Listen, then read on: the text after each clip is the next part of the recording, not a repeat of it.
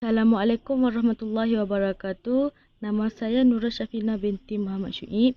Nombor matrik A18A0750. Hari ini saya akan membentangkan tajuk subjek agrobusiness, iaitu kepentingan pertanian dan aspek baharu yang boleh dimajukan di Malaysia.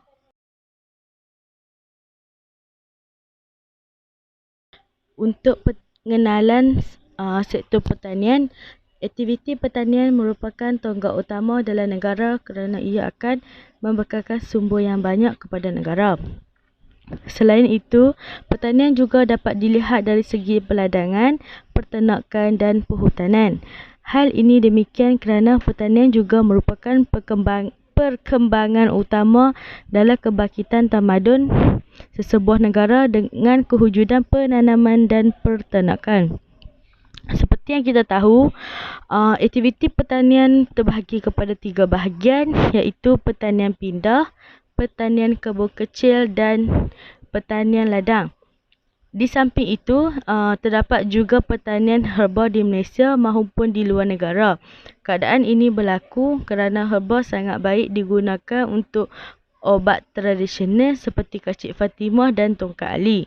Oleh itu, sektor pertanian memainkan peranan penting dalam negara kerana ia akan meningkatkan pendapatan negara. Untuk hubungkan antara teori dengan latihan, kita perlu memulakan sesuatu aktiviti pertanian. Kita perlu memahami terlebih dahulu aktiviti pertanian apa yang hendak kita jalankan serta kebaikan, keburukannya apabila kita hendak melakukannya. Dalam subjek agrobusiness, saya dapat mengetahui bagaimana hendak menguruskan perniagaan dalam pasaran. Walau bagaimanapun, agrobusiness dapat dikatakan sebagai perniagaan pengeluaran dalam pertanian dan ianya juga termasuk agrokimia, pembiakan pengeluaran tanaman dan sebagainya. Faktor iklim memainkan peranan penting kerana ia memusnahkan tanaman apabila berlakunya bencana alam seperti tanah runtuh. Selain itu, faktor teknologi juga memainkan peranan penting dalam sektor ini kerana ia dapat membantu para petani melakukan aktiviti pertanian dengan lebih efisien.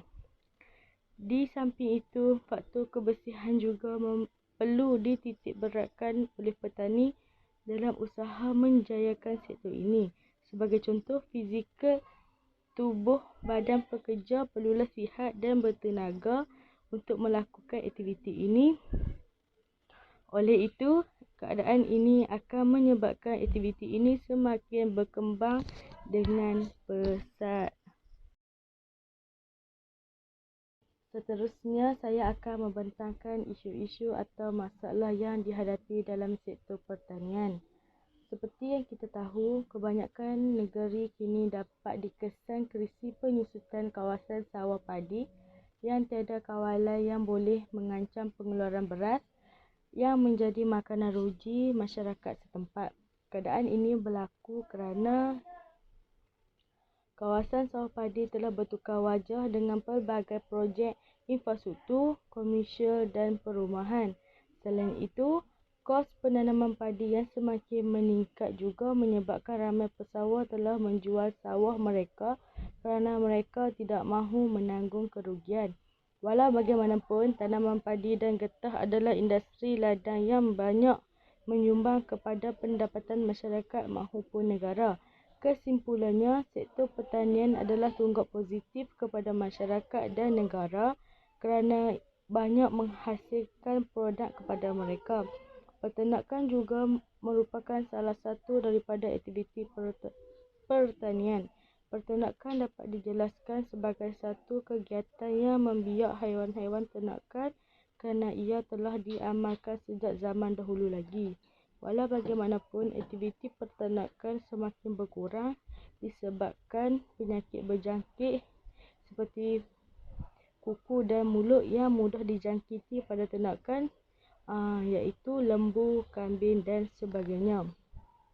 Pada tahun 2020, Malaysia telah dijangkiti penyakit COVID-19 yang memberi impak negatif kepada industri akuakultur Keadaan ini telah memberi kesan kepada pengusaha aquaculture kerana kurangnya permintaan dan pemborong. Oleh itu, kita perlu mencari alternatif lain agar industri aquaculture di negara ini dapat bertahan dan cepat bangkit serta pulih seperti sedia kala. Pembentangan yang terakhir ialah cadangan dan penambahbaikan dalam sektor pertanian. Isu getah dan padi amat penting untuk mengatasi masalah kesan penggunaan tanah. Hal ini demikian kerana pembangunan guna tanah merupakan aspek penting dalam pertumbuhan ekonomi dan peningkatan sihat sosial masyarakat setempat. Walau bagaimanapun, pembangunan guna tanah tanpa kawalan akan menyebabkan kemerosotan sumber alam. Oleh itu, kerajaan perlu mencari alternatif baru bagi mengekalkan tumbuhan yang sedia ada. Selain itu, pihak kerajaan perlulah mengadakan kempen kesedaran kepada para petani tentang kepentingan pertanian kepada masyarakat dan negara. Hal ini demikian kerana dengan adanya kempen ini dapat meningkatkan lagi semangat para petani untuk melakukan pertanian yang sedia ada.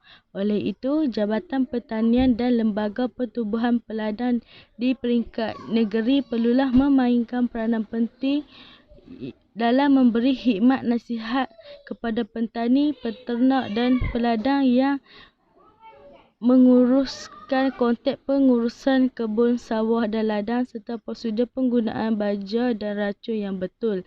Di samping itu, kemudahan infrastruktur dalam pertanian juga memainkan peranan penting. Hal ini dikatakan demikian kerana membangun, memperkembang dan menyediakan sistem pengairan yang baik dan sistematik untuk membolehkan tanaman padi diusahakan sekurang-kurangnya 2 kali dalam tempoh masa setahun atau 5 kali dalam masa tempoh 2 tahun. Oleh itu, kerajaan perlu menambah projek sistem pengairan yang sedia ada atau pembangunan jelapan padi baru seperti di Delta Rajang Sarawak. Pembangunan projek pengairan ini penting untuk memastikan hasil padi dapat menampung keperluan penduduk setempat. Untuk hasil perbincangan, sektor pertanian ini dapat dilihat sebagai pertanian yang memberi prospek besar kepada seluruh masyarakat Malaysia kerana ia dapat membantu merapatkan jurang sosial ekonomi serta pertumbuhan ekonomi negara.